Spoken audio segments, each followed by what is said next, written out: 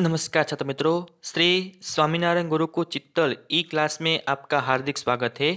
आज हम अभ्यास करेंगे कक्षा 12 आर्ट्स विषय हिंदी इकाई 9, जिसका नाम है बाढ़ की संभावना है। कवि का नाम है दुष्यंत कुमार, साहित्य प्रकार गजल।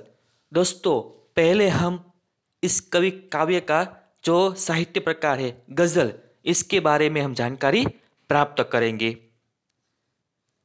देखिए, गजल एक ही बहर और वजन के अनुसार लिखे गए शेरों का समूह है। इसके पहले शेर को मतला कहते हैं। गजल के अंतिम शेर को मक्ता कहते हैं। मक्ते में सामान्यतः शायर अपना नाम रखता है। आमतौर पर गजलों में शेरों की विषम संख्या होती है, जैसे 3, 5, 7 आदि। एक गजल में 5 से लेकर 25 तक शेर हो सकते हैं। ये शेर एक दूसरे से स्वतंत्र होते हैं। कभी कभी एक से अधिक शेर मिलकर अर्थ देते हैं। ऐसे शेर कताबंद कहलाते हैं। गजल के शेर में तुकांत शब्दों को काफिया कहा जाता है और शेरों में दोहराए जाने वाले शब्दों को रदीफ कहा जाता है। शेर की पंक्ति को मिसरा कहा जाता है। मतले के दोनों मिसरों में काफिया आता है और बाद के शेरों की दूसरी पंक्ति में काफिया आता है। रदीफ हमेशा काफिये के बाद आता है। रदीफ और काफिया एक ही शब्द के भाग भी हो सकते हैं और बिना रदीफ का शेर भी हो सकता है, जो काफिये पर समाप्त होता है। गजल के सबसे अच्छे शेर को शाहे बैत कहा जाता है। गजलों के ऐसे संग्रह को दीवान कहते हैं, जिसमें हर हफ्ते से कम एक गजल अवश्य हो। उर्दू का पहला दीवान शायर कुली कुतुब साहब है। यह कवि है दुष्यंत कुमार, आप तस्वीर में देख सकते हैं।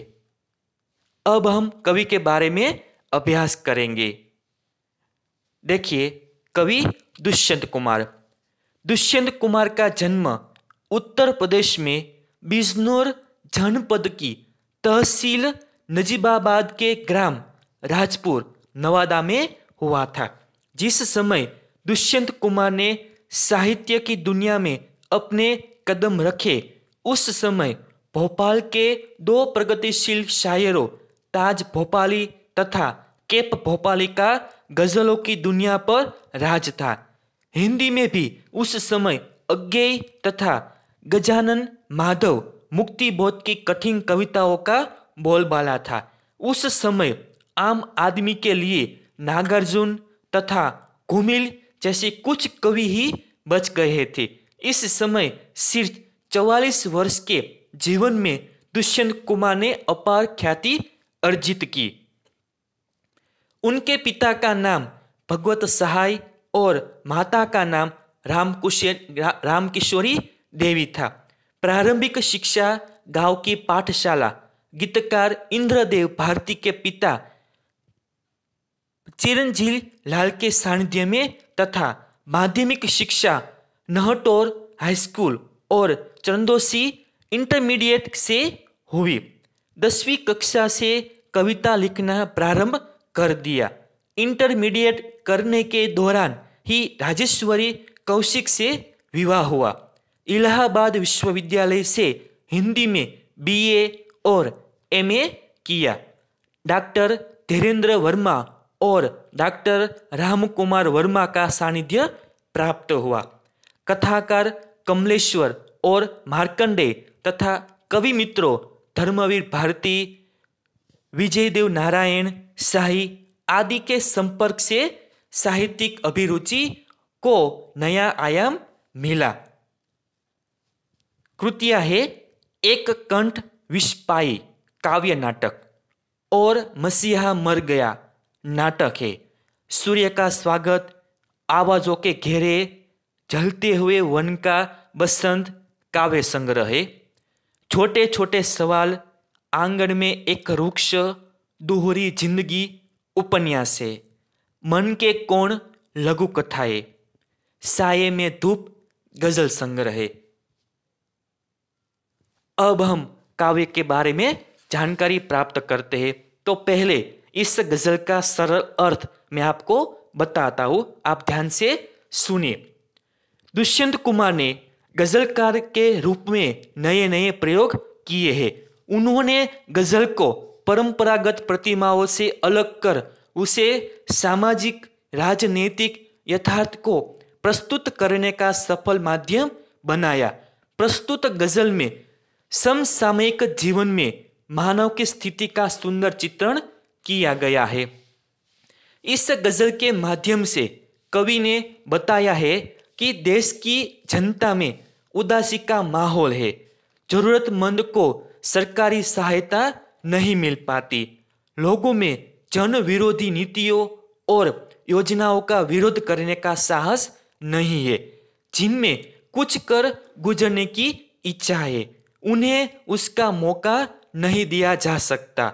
लोगों को वैभव के सपने दिखाकर बहलाया जाता है। गरीबों को खिलौना समझकर उसका मनमाना उपयोग किया जाता है। इस प्रकार गजल में सामाजिक और राजनीतिक यथार्थ का सच मुखरित हुआ है। अब हम गजल के बारे में अभ्यास करते हैं। देखिए, मैं पहले पठन करता हूँ और बाद में मैं आपको अर्थ बताता हूँ।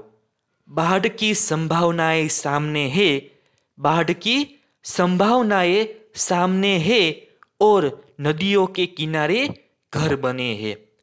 चीड़ वन में आंधियों की बात मत कर, चीड़ वन में आंधियों की बात मत कर, इन दरख्तों के बहुत नाजुक तने हैं। इस तरह टूटे हुए चेहरे नहीं है, इस तरह टूटे हुए चेहरे नहीं है, जिस तरह टूटे हुए ये आईने हैं। आपके कालीन देखेंगे किसी दिन, आपके कालीन देखेंगे किसी दिन, इस समय तो पाव कीचड़ में सने हैं। जिस तरह चाहो बजाओ इस सभा में, जिस तरह चाहो बजाओ इस सभा में, हम नहीं हैं आदमी, हम झुनझुने हैं। अब तड़पती सी गजल कोई सुनाए, अब तड़पती सी गजल कोई सुनाए, हम सफर ऊंधे हुए हैं, अनमने हैं। बाढ़ की संभावनाएं सामने है और नदियों के किनारे घर बने हैं। देखिए, बाढ़ की संभावनाएं सामने है और नदियों के किनारे घर बने हैं। कवि क्या कहते हैं? कवि कहते हैं कि नदियों में बाढ़ आने की संभावना हमेशा बनी रहती है। बाढ़ का मतलब क्या है? तो पूर, उससे भारी विनाश हो सकता है।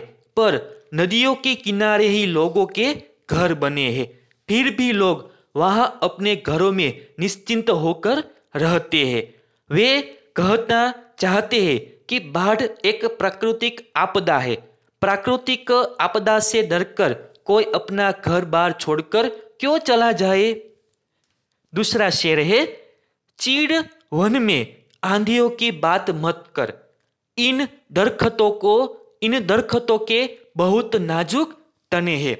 कवि कहते हैं कि चीड़ के वृक्षों के तने बहुत नाजुक होते हैं। इनके की तेज हवा चलने पर भी उनके टूटकर गिर जाने का हमेशा अंदेशा होता है। इसीलिए चीड़ के वनों में आंधियों की तो बात ही नहीं की जा सकती। आंधियां चलने पर तो चीड़ के सारे वृक्ष धराशायी हो जाएंगे। तीसरा शेर है, इस तरह टूटे हुए चेहरे नहीं है, जिस तरह टूटे हुए ये आईने हैं। कवि कहते हैं कि लोगों में हताशा है, पर वे इतने पस्त नहीं है जिस तरह टूटे हुए आईने होते हैं। टूटे हुए आईने टूटने पर टुकड़े टुकड़े हो जाते हैं। यहाँ लोगों में अभी भी कुछ कर गुजरने की शक्ति शेष है। चौथा शेर है, आपके कालीन देखेंगे किसी दिन, आपके कालीन देखेंगे किसी दिन, इस समय तो पाव कीचड़ में सने हैं। कवि कहते हैं कि अभी तो कष्ट से गुजरने के दिन है, अभी तो कष्ट से गुजरने के दिन है, उनके पैर अभी कीचड़ में सने हुए हैं। इस कष्ट से मुक्ति मिलने पर ही वे किसी के सुखद आश्वासन अथवा उसके वैभव के दर्शन कर सकेंगे, वरना उस वैभव पर भी दाग लगा जाएगा। आगे का शेर है, जिस तरह चाहो बजाओ इस सभा में, जिस तरह चाहो बजाओ इस सभा में, हम नहीं हैं आदमी, हम झुनझुने हैं। कवि इस शेर में कहते हैं कि इस सभा में हमारी स्थिति किसी असहाय व्यक्ति जैसी है, तुम जैसा भी चाहो हमारा उपयोग करो, हमारी हैसियत आदमी के रूप में नहीं रह गई है, हम आदमी न रहकर किसी झुनझुने की तरह हो गए हैं। झुनझुने का अर्थ क्या है? यानी कि रमकड़ा। हम गुजराती में क्या कहते हैं? तो रमकड़ा कहते हैं। अंत का शेर हम देखेंगे, अब तड़प सी गजल कोई सुनाए, हम सफर ऊंधे हुए हैं अनमने हैं। इस गजल के अंतिम शेर में कवि कहते हैं कि हमारे साथ चलने वाले लोग अर्ध निंद्रा की हालत में है और उन पर उदासी छाई हुई है। अब उन्हें कोई पकड़ती हुई गजल सुनाए, उन्हें जागृत करे, तो ही उनमें जोश का संचार होगा। तो इस तरह कवि के साथ चलने वाले लोग अर्ध निंद्रा की स्थिति में है, उनमें उदासी छाई हुई है, उनमें जीने का उत्साह नहीं रह गया है, वे अपने खिलाफ हो रही किसी चीज का विरोध नहीं कर सकते। कवि उनमें नवीन चेतना और जागृति लाना चाहते हैं, वह उन्हें जीवंत बनाना चाहते हैं। आईने टूट जाते हैं तो फिर उनका कोई मूल्य नहीं रहता, वे बेकार हो जाते हैं। कवि कहता है कि लोगों के चेहरे भी आईने की तरह टूटे हुए हैं, वे उदास और मायूस है, उन्हें अपना जीवन भी व्यर्थ लगता है, परंतु वे आईने नहीं मनुष्य है। परिस्थितियों ने उन्हें भले तोड़ दिया है, पर अब भी वे बहुत कुछ कर सकते हैं। उन्हें अवसर मिले तो उनके मन की टूटन दूर हो सकती है और उनके अरमानों की फसल लहलहा सकती है। तो इस तरह काव्य में हमने बाढ़ की संभावना यानी कि आने वाली परिस्थिति का हम सामना किस तरह कर सकते हैं, इसके बारे में कवि ने बताया है। Thank you.